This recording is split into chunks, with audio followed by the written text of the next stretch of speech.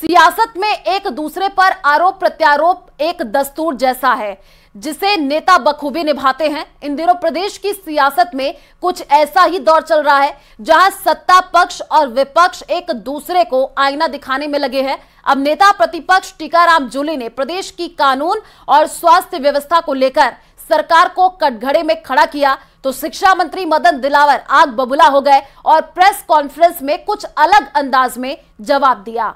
देखिए report.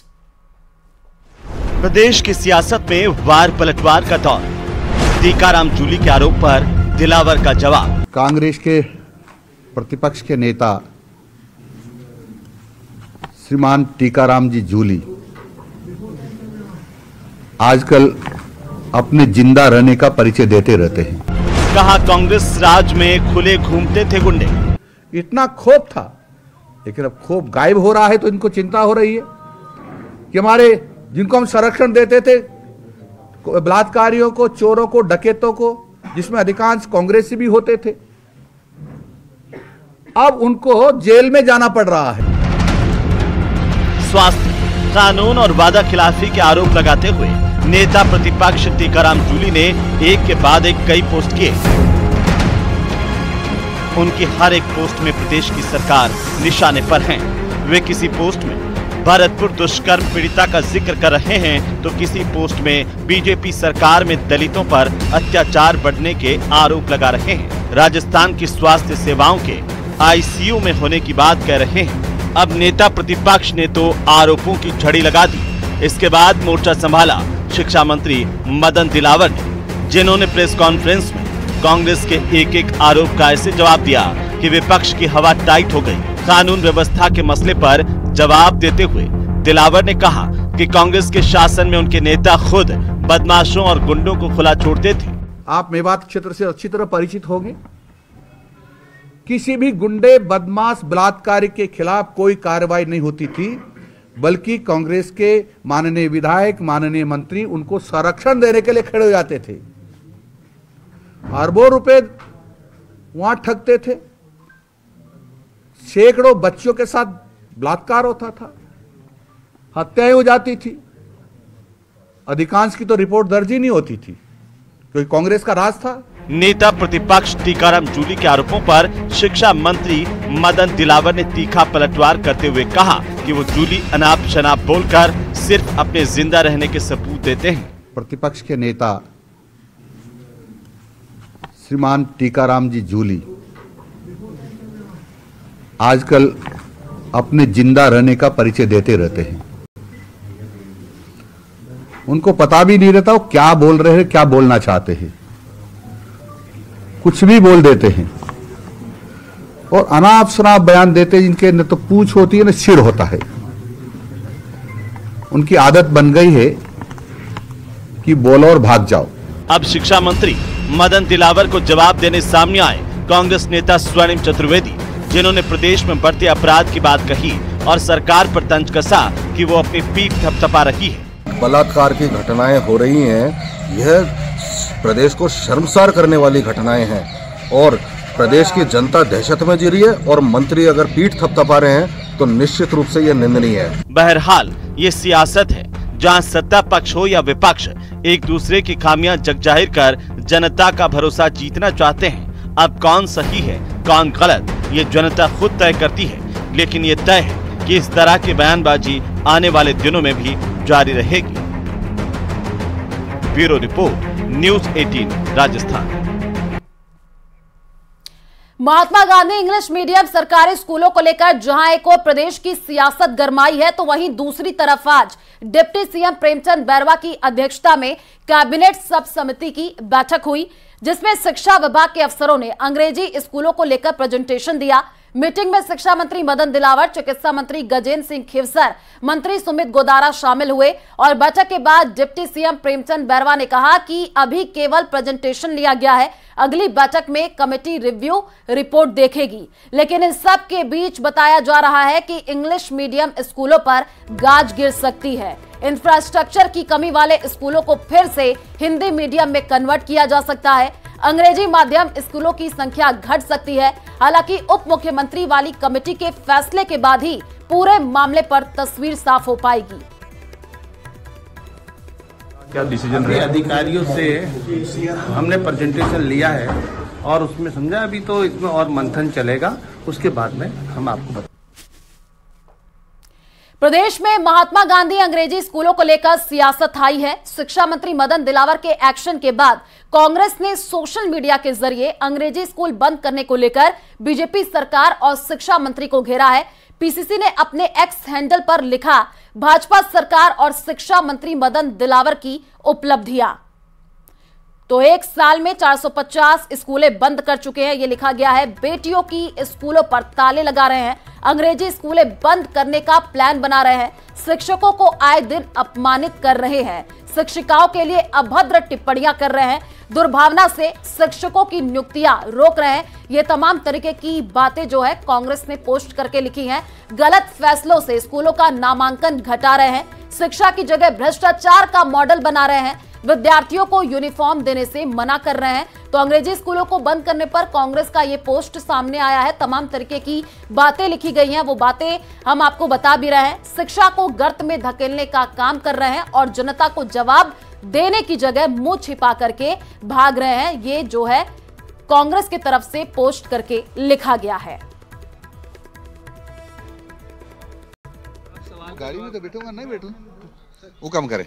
Sir मैं ये स्कूल्स मर्ज हो रहे हैं सर, उस पर 400 से ज्यादा स्कूल्स की मर्जिंग की या फिर ये बहुत बड़ा मामला है, इसलिए थोड़े से समय बताना संभव नहीं है, बैठ के पूरा समय आपको बताएंगे। आप पढ़ाना नहीं चाहते।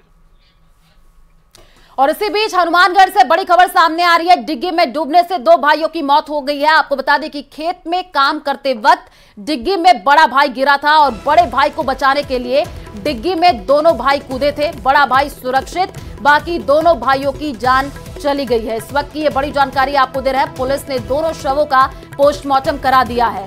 तो हनुमानगढ़ से ये बड़ी जानकारी, जहां पर डिग्गी में डूबने से 2 भाइयों की मौत हो गई है। पुलिस ने दोनों शवों का पोस्टमार्टम कराया है। खेत में काम करते वक्त डिग्गी में बड़ा भाई गिरा था, उसके बाद से जो है छोटा भाई भी गया और अब जो है दोनों भाइयों की जान जाने की खबर सामने आ रही है। खेत में काम करते वक्त डिग्गी में बड़ा भाई गिरा, 2 भाइयों की मौत की सूचना मिली है।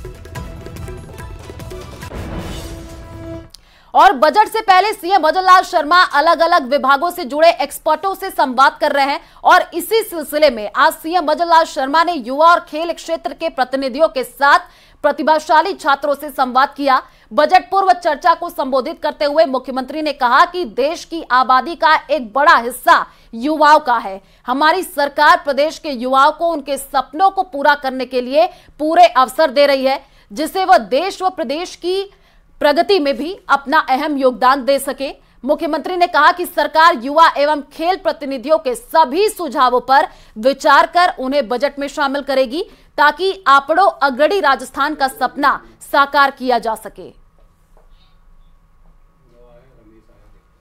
हम लोगों ने सुझाव दिए हैं। बेसिकली महिलाओं की प्राथमिकता को ध्यान में रखते हुए हम चाहते हैं पंचायत और तहसील स्तर पर स्पेशल केयर सेंटर की खोले जाएं, जिससे महिलाओं की जांच हो सके, क्योंकि आज के समय ब्रेस्ट कैंसर, ओवरी कैंसर बहुत ज़्यादा फैल रहा है और रूरल एरिया में ये बहुत ही ज़्यादा हो रहा है, क्योंकि लोगों को नॉलेज नहीं है इसके बारे में और महिलाएं हिचकिचाती हैं डिस्कशन करने में। देखिए, एक महिला होने के नाते मेरे सुझाव जो हैं वो मुख्य रूप से महिलाओं के सशक्तिकरण एवं उनकी सुरक्षा को लेकर हैं।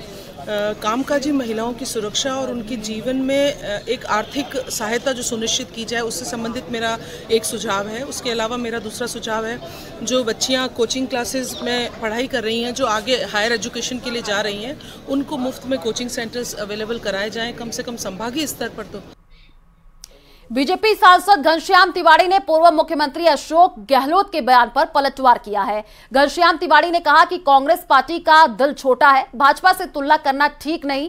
यह वही कांग्रेस है जो तुष्टीकरण की विचारधारा में विश्वास करती है, जबकि भाजपा सभी को साथ लेकर चलती है।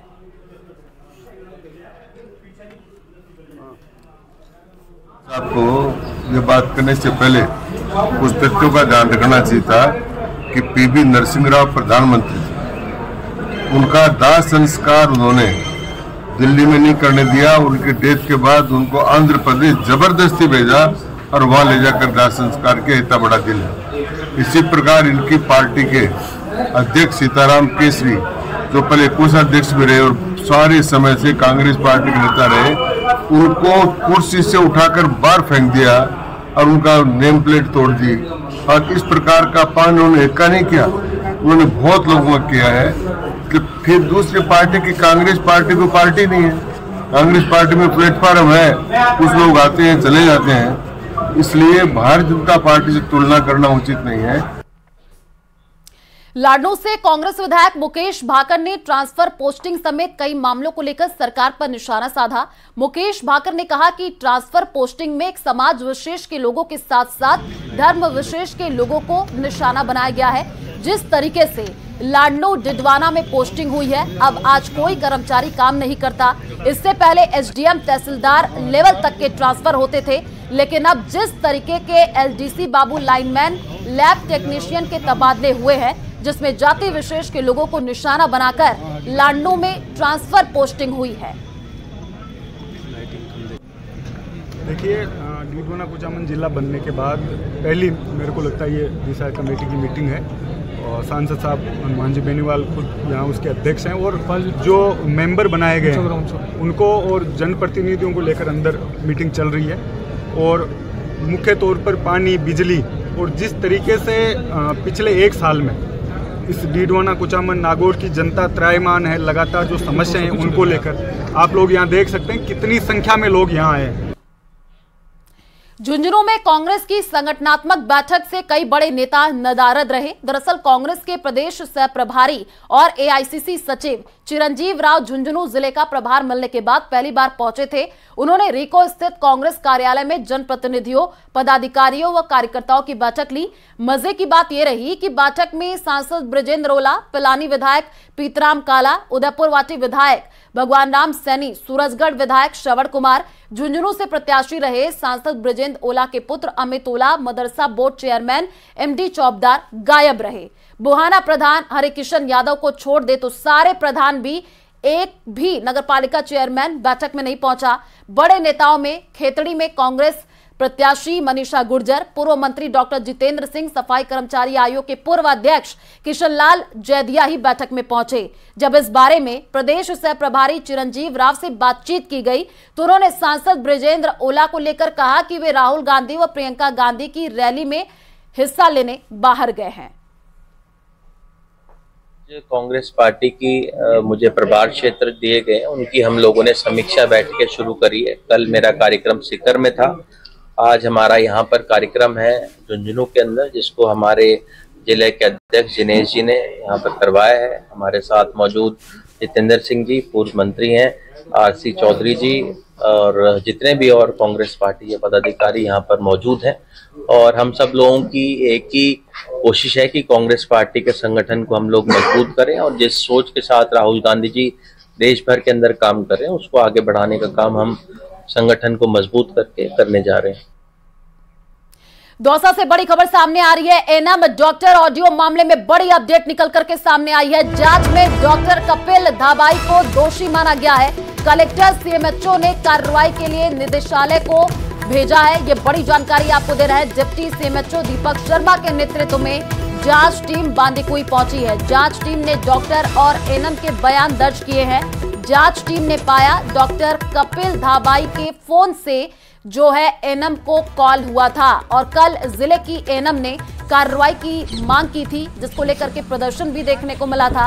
तो इस पूरे मामले में बड़ी जानकारी आपको दे रहे हैं। डॉक्टर कपिल धाबाई को दोषी माना गया है।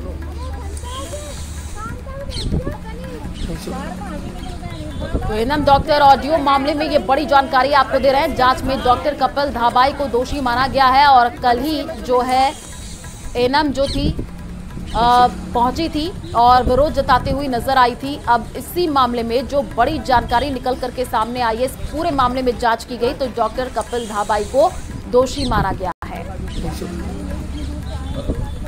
इसमें एक बात स्पष्ट हो गई कि जो फोन किया गया था वो चिकित्सक के नंबर से ही किया गया था।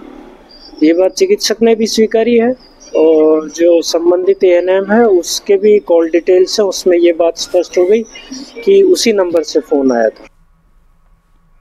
और एसएमएस में वासुदेव देवनानी का इलाज जारी है, ये बड़ी जानकारी आपको दे रहे हैं। सीएम भजनलाल ने अस्पताल पहुंच करके हालचाल जाना है। विधानसभा अध्यक्ष देवनानी की आज एंजियोग्राफी हुई। वासुदेव देवनानी की एंजियोग्राफी रिपोर्ट नॉर्मल आई है। तो बड़ी जानकारी और तस्वीरें भी आपको टीवी स्क्रीन पर दिखा रहे हैं। सीएम भजनलाल जो है अस्पताल पहुंच करके वासुदेव देवनानी का हालचाल जानते हुए नजर आए। तस्वीरें भी आपको टीवी स्क्रीन पर दिखा रहे हैं। उस दौरान की तस्वीर है जब सीएम भजनलाल अस्पताल पहुंचे। अस्पताल पहुंच करके उन्होंने वासुदेव देवनानी का हालचाल जाना है। विधानसभा अध्यक्ष वासुदेव देवनानी की आज ही आपको बता दें कि एंजियोग्राफी हुई और एंजियोग्राफी जो रिपोर्ट है वो नॉर्मल आई है।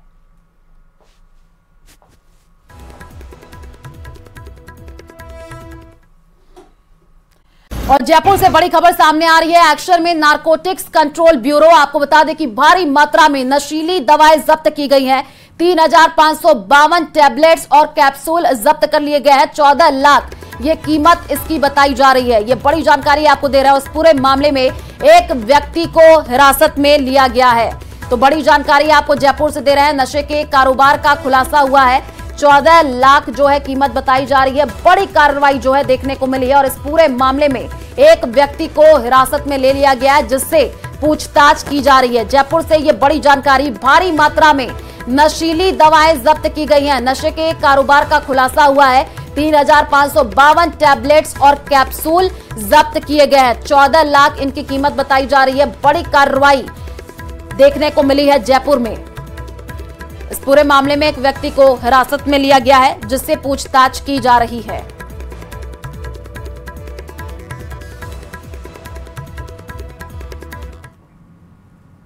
सिरोही के आबू रोड से खबर सामने आ रही है। सीएससी में डॉक्टर से मारपीट का मामला सामने आया है। मरीज के परिचितों ने डॉक्टर पर हमला किया और हमले से आक्रोशित डॉक्टर नर्सिंग कर्मी जो है सदर थाने पहुंचे। सदर थानाधिकारी को पूरे मामले की जानकारी दी गई है।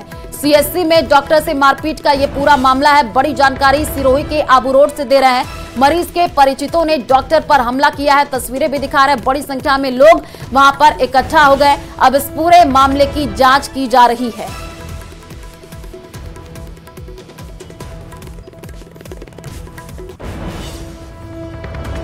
सिरोही के आबू रोड से ये बड़ी जानकारी। सीएससी में डॉक्टर से मारपीट का मामला सामने आया है। मरीज के परिचितों ने डॉक्टर पर हमला किया है।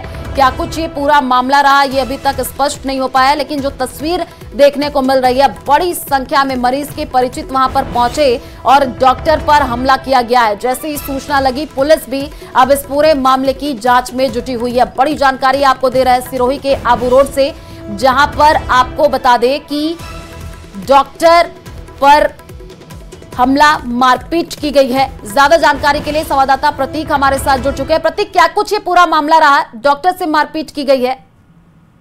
बिल्कुल देखा जाए तो यह आकड़ा बट्टा आबू रोड का मामला है। यहाँ पर सीएससी हॉस्पिटल है। आबू रोड के एक सड़क हादसा हुआ था जिसको लेकर मरीज को लेकर जो है परिचित जो है हॉस्पिटल में पहुंचे थे, लेकिन डॉक्टर की लापरवाही को देखते हुए उसमें कहासुनी हो गई और कहासुनी जो है धक्का मुक्की में बदल गई। और धक्का मुक्की होने के बाद में मामला गर्मा गया और डॉक्टर और चिकित्सा कर्मी जो है पूरे जो है आबू रोड के हॉस्पिटल में गए और हॉस्पिटल में जाकर 14 लोगों के खिलाफ जो है नामजद जो है मुकदमा दर्ज करवाया। राजकार्य में बाधा का जो मुकदमा दर्ज करवाया गया। लेकिन देखने वाली बात यह है कि यह नाराजगी व आपसी फूट जो है यह डॉक्टर की लापरवाही का नतीजा है या किसी अन्य का, जो यह तो पूरी जांच के बाद ही मालूम चलेगा। लेकिन देखने वाली बात यह है कि इसमें पुलिस ने मामला जो दर्ज कर लिया और इसकी जांच में जुट चुकी है। जी, तस्वीरें भी सामने आई है जिसमें बड़ी संख्या में मरीज के परिचित पहुंचे हैं। वहां पर भारी भीड़ देखने को मिली है। क्या आपकी बातचीत हो पाई हो अधिकारी से, उनका क्या कहना है पूरे मामले को लेकर? जी बिल्कुल, यानी कि इस मामले में जो पुलिस प्रशासन और चिकित्सा विभाग इसका कहना है कि जो एक साथ में भीड़ वहां पर आ गई थी, इलाज करने में समस्या आ रही थी और इसको लेकर गर्मा गर्मी का माहौल बन गया और एक बात जो है धक्का मुक्की तक जो आ गई और उसी को देखते हुए पुलिस जो अब मामले की जो है अब जांच में जुटी है। दोनों के बयान लेगी पक्ष विपक्ष के और उसके बाद ठीक है प्रतीक, आप नजर बना करके रखिए। फिलहाल शुक्रिया तमाम जानकारी साझा करने के लिए। झुंझुनू से बड़ी खबर सामने आ रही है। पुलिस से 4 बदमाशों का जुलूस निकाला है और जुलूस के दौरान माफी मांगते ये बदमाश दिखे हैं। बदमाशों ने कहा हो गई गलती, आगे नहीं करेंगे बदमाशी। फायरिंग मामले में 4 की गिरफ्तारी हुई है। झुंझुनू से ये बड़ी जानकारी, बदमाशों का जुलूस निकाला गया है और जुलूस के दौरान ये बदमाश माफी मांगते हुए दिखाई दिए हैं। ये बदमाश आपको दिखा रहे हैं टीवी स्क्रीन पर, देखिए कान पकड़ करके माफी मांगते हुए दिखे हैं और बदमाशों की तरफ से ये कहा गया है कि हो गई गलती, आगे नहीं करेंगे बदमाशी। फायरिंग मामले में चारों की गिरफ्तारी हुई है। गलती हो गई, आगे से बदमाशी नहीं करेंगे। गलती हो गई, आगे से बदमाशी नहीं करेंगे। गलती हो गई, आगे से बदमाशी नहीं करेंगे। गलती हो गई, आगे से बदमाशी नहीं करेंगे। गलती हो गई, आगे से बदमाशी नहीं करेंगे।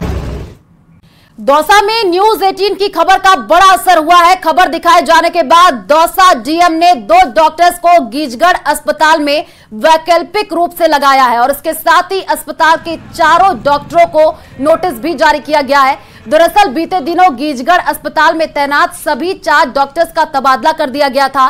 तबादला सूत्री में नाम आने के बाद से सभी 4 डॉक्टर्स बिना रिलीव हुए ही अस्पताल आना बंद कर दिए थे। ऐसे में अस्पताल में एक भी डॉक्टर नहीं बचा था और मरीज इलाज के अभाव में इधर उधर भटकने को मजबूर हो गए थे।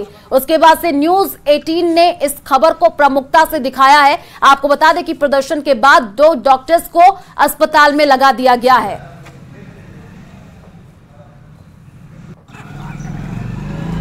तो दौसा से ये बड़ी जानकारी आपको दे रहे हैं। न्यूज 18 की खबर का बड़ा असर देखने को मिला है। खबर दिखाए जाने के बाद डीएम ने 2 डॉक्टर्स लगाए हैं।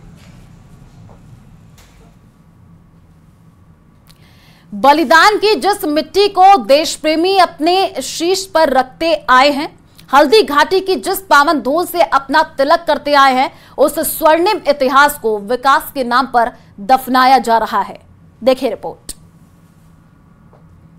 घंटों की लड़ाई ने रचा सदियों का इतिहास। उस स्वर्णिम इतिहास का क्यों हो रहा परिहास? हल्दी घाटी के इतिहास को किया जा रहा तहस नहस। ये है अपना राजपुताना नाज इसे तलवारों पे, इसने सारा जीवन काटा बरछी तीर कटारों पे। ये प्रताप का वतन पला है आजादी के नारों पे, कूद पड़ी थी जहां हजारों पद्मिनियां अंगारों पे। महाराणा प्रताप शौर्य और स्वाभिमान का दूसरा नाम, राजसमंद महाराणा प्रताप की जन्मस्थली, जहां की मिट्टी ने प्रताप के जन्म से लेकर उनके युद्ध कौशल और स्वाभिमान के संघर्ष को अपनी आंखों से देखा। लेकिन जिस हल्दी घाटी की लड़ाई ने महाराणा प्रताप को देश का नायक बनाया, आज उसी हल्दी घाटी के दर्रे पर अस्तित्व का संकट मंडरा रहा है। फिलहाल हम खड़े हैं हल्दी घाटी दर्रे में। यही वो ऐतिहासिक क्षेत्र है जहां से महाराणा प्रताप ने हल्दी घाटी युद्ध की ऐतिहासिक शुरुआत की थी। लेकिन आज एक बड़ा आरोप ये लग रहा है कि विकास के लिए ऐतिहासिक धरोहरों का विनाश हो रहा है और यह रोड जो बनाई जा रही है 162E, उसका मलबा पाट कर हल्दी घाटी के ऐतिहासिक दर्रे को पाटा जा रहा है।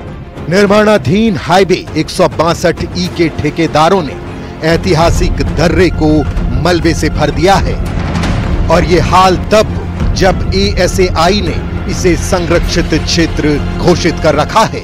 ये पहाड़ी को काट के पूरा इस दर्रे में डाल दिया गया और पूरा भर दिया गया। हमने विरोध करके बोला था कि इसको मत भरो, ये हल्दी घाटी का ऐतिहासिक दर्रा है। हम यहाँ से पैदल भी जाते थे, उस पार भी जाते थे, उधर से जाके इधर और नीचे जाने के लिए सीढ़ियां भी थी। सड़क के मलबे से हल्दी घाटी का दर्रा भरा जा रहा है। स्थानीय निवासी भी मानते हैं कि विकास के लिए सड़क जरूरी है, लेकिन उस सड़क का क्या करें जो क्षेत्र की ही पहचान लीलने पर ही आमादा हो। हल्दी घाटी के लिए ये दर्रा ही है, एक तो मेन है। दर्रा के लिए जो है हल्दी घाटी में लोग बाग कहाँ युद्ध हुआ, तो लोग बाग पैदल पैदल हल्दी घाटी के दर्रा में जाके देखते हैं यहाँ युद्ध हुआ था, उसको पूरा नष्ट कर रहे हैं। चलिए एक बार फिर हल्दी घाटी से परिचित हो लीजिए। 18 जून 1576 को हुई थी हल्दी घाटी की लड़ाई। इतिहासकार कर्नल टॉड ने हल्दी घाटी युद्ध की तुलना थर्मोपॉली युद्ध से की थी। थर्मोपॉली उत्तरी और पश्चिमी यूनान के बीच एक संकरी घाटी थी जहां भयंकर युद्ध हुआ था। ऐसा ही दर्रा हल्दी घाटी में है जहां प्रताप और अकबर की सेनाओं के बीच युद्ध हुआ था। प्रताप की सेना की तुलना में अकबर की सेना बहुत बड़ी थी, फिर भी अकबर यह युद्ध जीत नहीं सका। जो ऐतिहासिक दर्रा जहां से महाराणा प्रताप गुजरे थे, उनकी सेना गुजरी थी, जहां से युद्ध स्थल के लिए सब सेना रवाना हुई थी, जहां युद्ध का शुरुआती पॉइंट है, वहां पर जो ऐतिहासिक दर्रा इस पहाड़ियों के बीच में जो पगडंडी पाथवे जिसको हम कहते हैं उस रूप में था, उस स्वरूप को इन्होंने खत्म करने के लिए जो ये बढ़ाव डाल रखा है। पीढ़ियों को प्रेरित करने वाला इतिहास जमींदोज किया जा रहा है, लेकिन जिम्मेदार अनजान बने हुए हैं।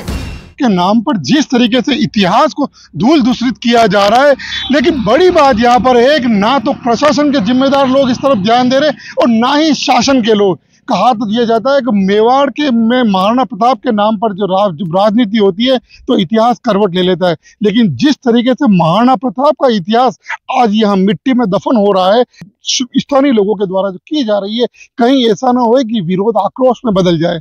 तो कहीं न कहीं अब शासन को इस ओर ध्यान देना होगा और प्रशासन को भी इस ओर ध्यान देना होगा और इस ऐतिहासिक दर्रे को बचाना होगा। हल्दीघाटी दर्रे से इस वक्त अपने सहयोगी दिनेश के साथ अलका सनाट, न्यूज 18 राजस्थान, राजसमंद।